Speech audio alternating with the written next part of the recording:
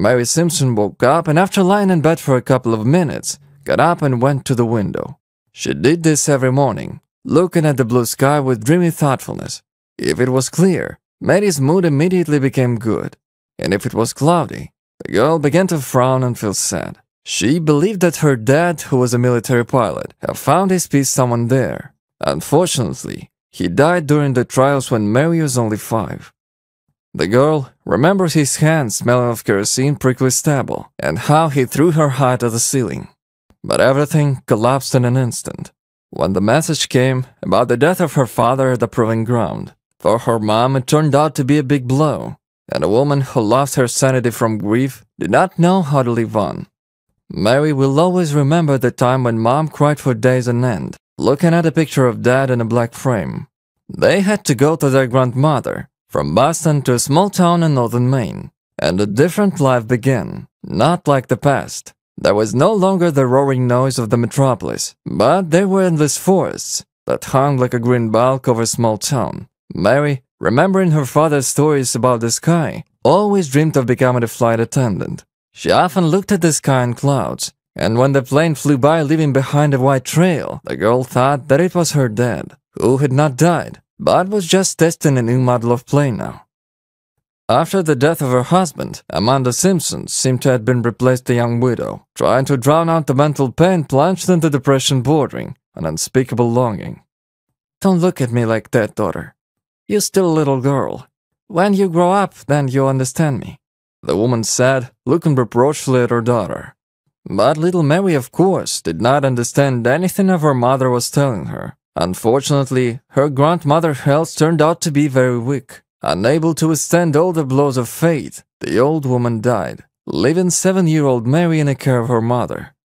Difficult times began for the girl. Earlier, she could always ask for protection from her grandmother. Now, she could only rely on herself. Time passed, inexorably turning over the leaves of a detachable calendar, measuring days, months, and years. 5 years have passed, but nothing has changed for Mary and her mom. The only consolation for Mary was her friendship with the neighbor boy Michael.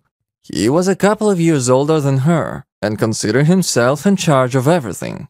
Together, they played hide-and-seek until dark, ran through the woods and swam in a river. And also, Michael had a wonderful grandfather who knew a lot of interesting stories. Often in the evenings, over a cup of tea, Mr. Norris told the kids about his past and the hardships he experienced during his service in Indochina. "Grandpa, tell me about a huge python." "Well, Tom, who drove you up a tree when you are a Marine?" Mary and Michael asked in one voice. "Oh, come on. You'll hear too much again and won't sleep." "Grandpa, please," Michael pleaded. Okay. What can I do? Listen if you want to. Well, it was like this. I went a day as a lookout in the depths of jungle. Mr. Norris began his story. Although Mary and Michael knew this story by heart, they were still interested. Mr. Norris was a good storyteller, so time flew by unnoticed behind his stories. "Well, Mary, it's time for you to go home. Otherwise, your mom will worry," said the old man, looking at his watch.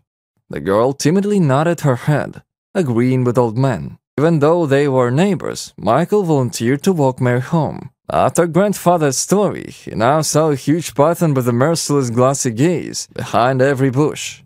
"Don't be sad, okay? They don't hire sad stewardesses. I will definitely be a pilot." Michael broke the silence. "You a pilot? They won't take you," Mary replied with a smile. "Why won't they take me?" Michael was surprised. "A helmet won't fit on your huge ears." Mary squeezed out through laughter. Michael at first theatrically pouted, but then, hearing the sincerely friendly laughter of his girlfriend, he laughed himself.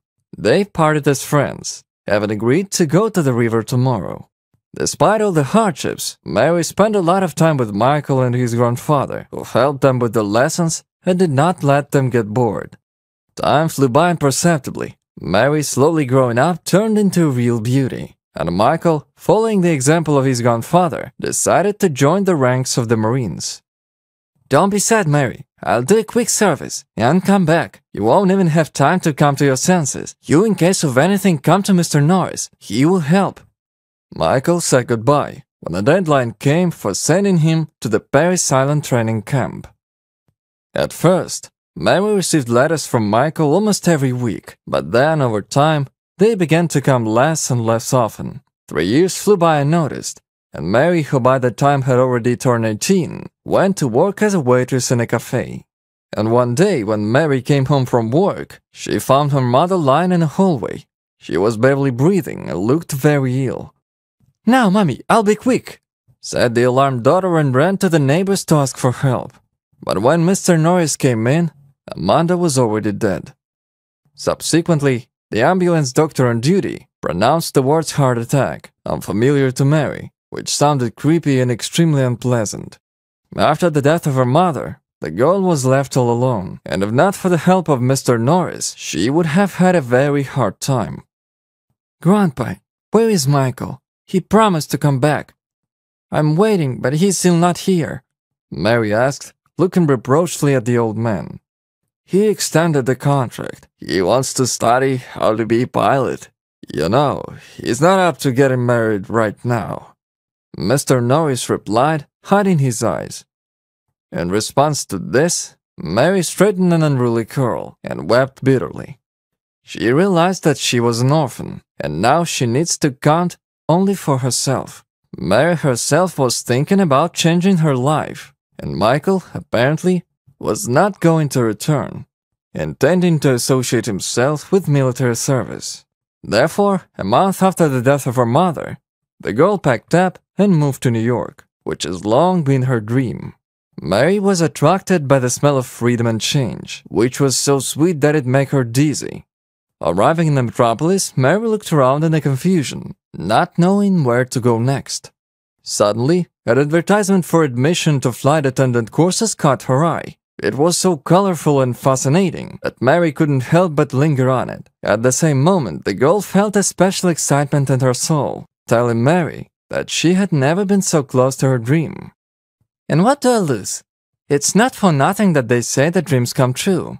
Hey, here it goes," Mary thought, and dialed the number indicated in the ad. Back then, the girl did not know that this call was so fateful for her. Of course, Mary had to go through a lot and a lot to study before she dressed in a coveted uniform of a flight attendant. The first flight on an airplane became the most significant event in her life, which gave Mary the opportunity to feel her belonging to the sky and pay tribute to her father. Imperceptibly, 7 years have passed. Mary, who recently turned 25, had already visited many countries and was considered one of the most experienced employees of the airline. Flight attendants, smiling, asked a friend, "Mary, why aren't you getting married? Haven't you been here too much?" "No, I haven't. Apparently the love for the sky is in my blood," the girl joked, hiding her eyes in embarrassment. Mary was ashamed to admit that all this time she was thinking about Michael, whom she had not seen for many years. The girl remembered how good it was for them as children, and how they dreamed of how they would live together in the future. Unfortunately, there was no news from Michael, and Mary decided that the guy had his own life, in which there was no place left for her. But one day, during the flight to one of the European countries, Mary heard the pilot's voice over the intercom channel, which seemed very familiar to her. "What's the pilot's name? I don't remember him flying on our shift," the girl asked the flight attendant. "Oh, that's Michael Ramirez, new pilot transferred to us from another airline. They say that he is a former military pilot and knows how to work miracles in the air." "Is it really him? No, it just can't be," thought Mary, whose heart ached at the thought of Michael, whom she remembered as a timid, naive young man.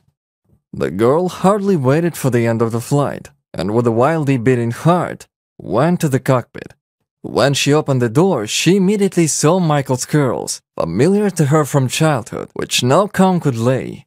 At the same moment, the pilot put on the headphones and turned around, meeting the eyes of the flight attendant. "Mary, I can't believe my eyes!" Michael shouted and instantly got up from the chair, wrapping the girl in a tight embrace. "Yes, Michael, it's me. You see, dreams come true," Mary whispered, pressing against his cheek. The young people interrupted each other, talked about everything in the world, which caused considerable surprise to the flight attendant and the co-pilot. But Michael and Mary didn't care. They enjoyed each other's company, trying to talk about everything that had happened over the past 7 years. As it turned out, all this time young people were thinking about each other, afraid to admit to themselves that their hearts are filled with sincere feelings and love. Upon arrival, Michael invited Mary to a cafe, where they sat until dark for cheerful conversation and jokes. It turned out that Michael was not married, and during this time he built an excellent career, becoming a high-class pilot. Having learned that after the death of her mother, Mary remained an orphan, the guy suggested, "Look, move in with me, why not? I have a big house now. There's enough room for everyone. I don't have enough time for anything with these flights at all. It's more fun together. Do you remember how we dreamed about this as children?" "Of course I remember, but only I'm not at home for days. I'm also, in some way, a flyer." Mary laughed, secretly rejoicing at Michael's suggestion. "Listen, maybe we should fly in the same shift. I'll talk to the management, and if it's against it, I'll tell them that you are my fiancé." The young pilot smiled. "Wow, you're so fast. It's probably the thing with flyers like you. Although, I agree, especially since your ears are not so lop-eared anymore. Otherwise, you wouldn't be signed up as a pilot." Mary jokingly replied, hugging Michael and pressing against his clean-shaven cheek. The management of the airline went to meet the young people, who all at once began to be considered a couple. After flying together for about a month, Mary and Michael decided to get married in order to be considered as husband and wife in a completely legitimate relationship. Now the employees have stopped making fun of the relationship between the young pilot and the flight attendant, calling them a family contract and a heavenly couple. Mary and Michael worked together until one day, the girl found out that she was pregnant. "Now in our family there will soon be another pilot or flight attendant," Mary said with a smile, showing her husband the results of an ultrasound examination. "Thank you, my love. Now I believe that dreams come true," Michael whispered and picked Mary up in his arms, rejoicing that the real family idol and comfort, which he had dreamed of for so long all these years, finally reigned in his life.